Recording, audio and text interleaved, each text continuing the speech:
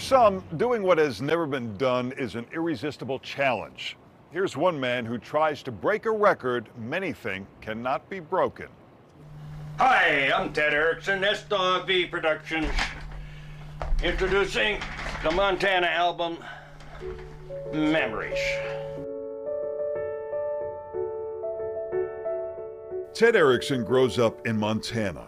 A curious young man, he goes on to serve in the Navy. He becomes a chemist.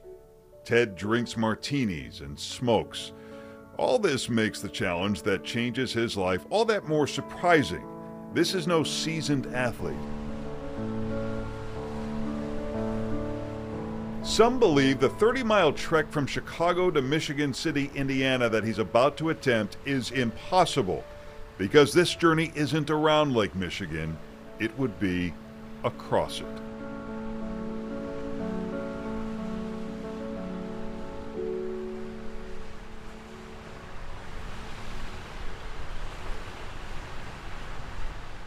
Year after year, elite swimmers try and fail, battling giant waves,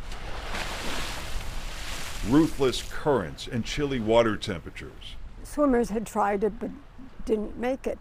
And Ted said, you know, I'm going to practice for it and I'm going to make it. Ted Erickson is 33 years old and far from being a seasoned distance swimmer. He swims regularly, but only for a mile or so. His wife at the time, Loretta, would often cheer him on from the beach. And he'd go back and forth, half mile one way, half mile another, practicing for this swim. And we'd be sitting there having a cookout while he was swimming back and forth. On August 21st, 1961, Chicago car dealer Jim Moran, the courtesy man, sponsors a challenge. Ted Erickson joins 5 other swimmers to attempt to win the prize money, $3,675, $100 per mile, and Loretta is there for every stroke. So we got in the water, and I was in the rowboat. Well, by the time we got 10 miles, there were only a few swimmers left.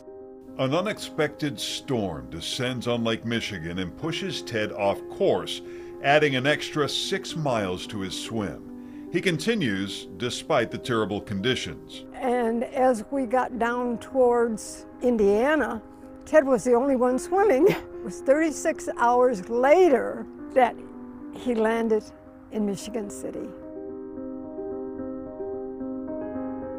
And he was so tired. The car dealer had gone home, and evidently they called him and told him, hey, this swimmer's coming in, you better be here. And he was there waiting for Ted. Ted sets 2 world records that day, first person to swim across Lake Michigan and longest time in the water in an endurance swim, and loses 17 pounds during the journey. Ted felt tired, very tired, and I felt tired because sitting in a rowboat all that time, you know. But Ted felt good because he knew somebody was right beside him. That was from the same swim, the first swim that he won. And I think we're all smiling because we're so happy it was over. In today's money, the prize is $37,000. It transforms Ted from casual swimmer to competitive long-distance athlete. When Ted made up his mind to do something, he put the energy into doing it and did it well. In 1965, Ted completes a double crossing of the English Channel in 30 hours, 3 minutes, a record that persists for 10 years until someone breaks that record. His son, John Erickson, breaks his dad's record in 1975.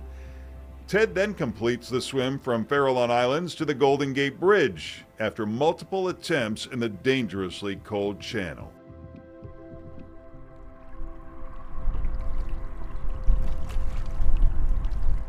Throughout his life, Ted's passion for long-distance swimming is infectious. He encourages others to join him on early morning swims and mentors the next generation. I think he enjoyed the fact that somebody was out there trying to beat his time, you know, but he was out there to help them too. Ted even trains his dog to long-distance swim. Umbra earns 4 Guinness World Records, including the first dog to cross the Bosporus Strait, swimming from Asia to Europe. In 2021, Ted celebrates the 60th anniversary of his record-breaking swim across Lake Michigan by visiting the water where it all happened. It's one of his last visits. The mornings he came, literally crawling down those rocks, because he couldn't stand up and walk down them anymore, so he could throw himself in. Those are the moments that I find heartening, that I think embrace Ted. Later that year, Ted dies at the age of 93. Our life together was a big experience. It wasn't like a big swim, but it was enjoyable. But Ted was a very, very free spirit. He had to have his own life, and he did what he wanted to do, and he did it great. Ted was a descendant of Swedish kings. He had a Scandinavian heritage and Viking blood. He was driven by a desire to achieve great things. His memorial held near the lake. He leaves a legacy, recognizing there's something bigger than personal records. He shares his victories by mentoring others, knowing that any record set is one made to be broken, maybe someday by the very young swimmers he inspires. Ultimately, Ted's lesson is not technique or training, but meeting new challenges. Ted said the reason he got into marathon swimming was the horizon. He'd watch on the shore as a ship disappeared in the distance. We can't see where the ship went, but we know it's still out there. It is said that man cannot discover new oceans unless he has the courage to lose sight of the shore.